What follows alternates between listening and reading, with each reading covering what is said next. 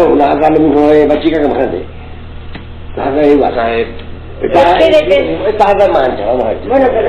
Esta jarra es más ancha. Porque esta ducha es más estrecha. Eso es lo que Es que pasa que cuando partían los padres, pero bueno, era un trozo del padre. Y luego la lo partían... jarra es un trozo de terreno. Sí, Claro, sí. es... Claro.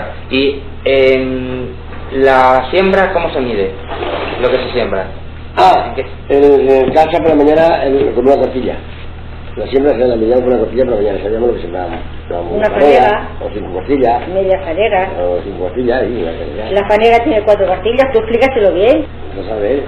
No, pero es que es eso, que la tierra, como cada uno tenía su trozo, o sea, La jarra era como esta jarra hace 2 fanegas, que es una hectárea, y esta hace media fanega. Ajá. Eso es jarra. Claro. Porque mire, esto ha sido una jarra de un señor. Sí. Pero son 3 hermanos, no me comenté, ya tiene que hacer 3 partes con esta. 1, 2 y 3. No me comenté. Esta jarra es del padre. Sí. Ahora nosotros los Pero hermanos se partía. ya hemos hecho 3. Claro.